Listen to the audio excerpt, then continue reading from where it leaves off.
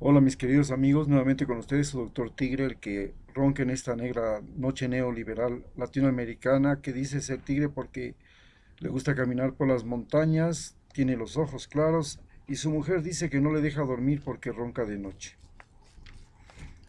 Bien, hoy hablaremos acerca de lo que se presenta ahora, de lo que tenemos evidente. Ha sido aceptada la candidatura de Arauz y Rabascal en representación de Rafael Correa y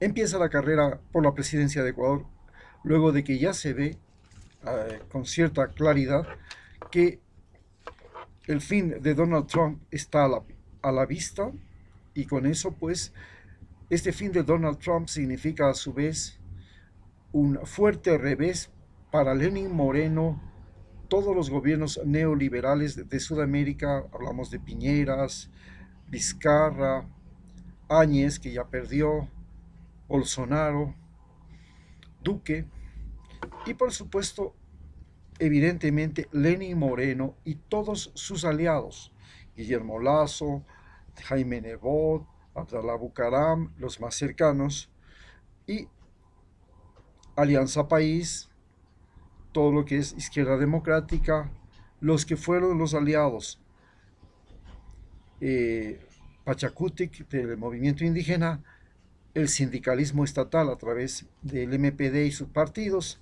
todos ellos que fueron la oposición de Rafael Correa, se ven ahora en aprietos y en un largo y empinado trajinar por una montaña para llegar hasta la meta, que es el 7 de febrero, las elecciones. Por supuesto, ¿qué significa Andrés Arauz como candidato? Evidentemente para todos, Andrés Arauz es joven, pero eso no significa que sea la mejor opción, porque nadie puede demostrar que la juventud en sí es una ventaja. Segundo, es economista, también tiene una formación académica importante, pero tampoco se ha podido demostrar que ser economista sea una ventaja. Tenemos economistas en este momento dirigiendo justamente el Ministerio de Finanzas del gobierno de Lenín Moreno, y hemos tenido economistas que han hecho barbaridades. Recordemos en el gobierno de Sixto Durán Ballén, el vicepresidente era economista e hizo tremendas barbaridades.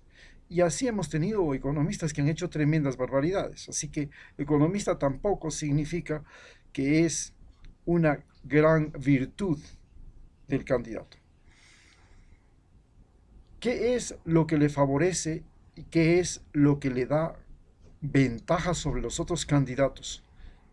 Primero, ser la oposición a Moreno. Esto es clave, porque ¿qué es lo que se va a hacer? Evidentemente no se va a poder volver al pasado. Es imposible volver al tiempo de Rafael Correa y a la Revolución Ciudadana y a los éxitos de la Revolución Ciudadana, porque para llegar a tener el éxito que tuvo Rafael Correa se necesitaron algunas condiciones que no existen en este momento. La primera, por ejemplo, que las materias primas tuvieron un alza en sus cotizaciones, y eso le permitió fuertes ingresos, especialmente por el petróleo, que además fue renegociado el sistema de explotación petrolera, en el que las compañías petroleras antes de Rafael Correa, de cada 5 galones, solo uno cogía el Ecuador y los 4 se llevaban las empresas. Este sistema se cambió a un sistema de prestación de servicios, en el cual las empresas petroleras cobraban por los servicios de explotación o de transporte, y ese era el beneficio que ganaban. Ya no eran las dueñas del petróleo. El dueño del petróleo pasó a ser nuevamente el Estado ecuatoriano. De otra forma, estamos viviendo una situación en que justamente los precios de las materias primas siguen bajos, excepto el oro que está disparado. Lo demás todavía está en un momento de incertidumbre porque la demanda mundial de combustibles sigue baja, la demanda mundial de banana ha caído, la demanda, la comercialización de flores que se hace por avión está completamente perdida, la demanda del camarón está en crisis, hay una crisis camaronera. Justamente los países del sudeste asiático son los que están aprovechando mejor porque tienen más cerca los mercados y tenemos así que lo que nos lo único que prácticamente nos da ventaja es que todavía estamos empezando un periodo de explotación de oro y el oro sí ha ascendido y Ecuador ahora tiene como nuevo recurso de exportación oro. Eso tiene la perspectiva de convertirse en el segundo mayor exportador de oro de Sudamérica. Bien, se le plantea el problema. ¿Cuál es el problema que tienen todos los candidatos y el problema que va a tener, por supuesto, Arauz? Recibe un país quebrado. ¿Por qué? Porque su capacidad, sus ingresos por exportaciones son mucho menores, sus ingresos por impuestos también son muchos menores. Hay una deuda del Seguro Social que le asfixia, no puede cubrir ahora las demandas de los jubilados que tienen todo el derecho de reclamar sus derechos porque han depositado plata en el Seguro Social y ahora necesitan que se les devuelva ese dinero, pero el Estado resulta que no tiene la capacidad para devolverles. Encima tenemos una conflictividad con los gobiernos seccionales a los que se les llenó de dinero, se les dio recursos económicos por ley, por constitución, cuando el país tenía buenos recursos económicos. Pero ahora que el país no tiene recursos económicos, los municipios, las juntas parroquiales, los consejos provinciales son perros o dragones mal enseñados que quieren seguir llenándose la boca cuando estamos todos los ecuatorianos en crisis. Ellos quieren seguir teniendo recursos y reclaman los recursos y patalean por recursos porque tienen una burocracia que alimentar y tienen que hacer proyectos, tienen que hacer obras, si no, no pueden ser reelectos. Y por último, hasta pueden ser destituidos y no tienen y no hay dinero para eso. En estas situaciones tenemos a una población completamente endeudada con los bancos, con el seguro, con los impuestos, con las matrículas de los autos, con la pensión de los hijos, con el agua, con la luz. Y la pregunta primera entonces es, ¿qué es lo que van a hacer los candidatos? ¿Cuál es la varita mágica que tienen para reducir las deudas? Esas deudas del agua, la luz, el seguro, los impuestos, la deuda interna, la deuda externa, que nos dejan una deuda externa en la cual de cada $100 que recibe el Estado, 70 se los llevan los acreedores externos. Bueno, esa es la primera pregunta y esa es la pregunta que tienen que contestarse todos los candidatos. La segunda es cómo va a reducir las pérdidas que tiene el Ecuador, porque en este momento tenemos una materia prima, somos exportadores de materias primas y como exportadores de materias primas tenemos el problema de que nos pagan muy mal por las materias primas, tenemos que bajar los precios de manera extraordinaria para poder vender y eso significa saqueo del país. Las empresas que compran a precio de gallina pestada nuestras materias primas nos están saqueando. Pero encima de eso tenemos el problema de sueldos y salarios. Si los sueldos y salarios son muy bajos, entonces caemos en la explotación humana, la explotación de los recursos humanos. Para que no sea una población explotada, tienen que mejorarse los salarios, porque si los salarios son muy malos, como en Venezuela, sencillamente la gente va a emigrar y ahí vamos a tener un, una pérdida mucho mayor.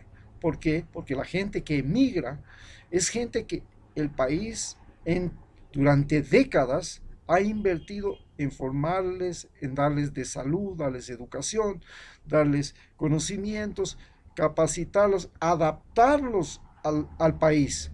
Y ahora se van y se van a trabajar en otros países por mejores sueldos, pero que son allá en esos países una basura, a pasar muy mal porque son discriminados, son maltratados, son lo que hemos visto en las elecciones de los Estados Unidos, donde se ha puesto en alto relieve que los latinoamericanos allá somos invasores y no somos deseados, nos quieren echar.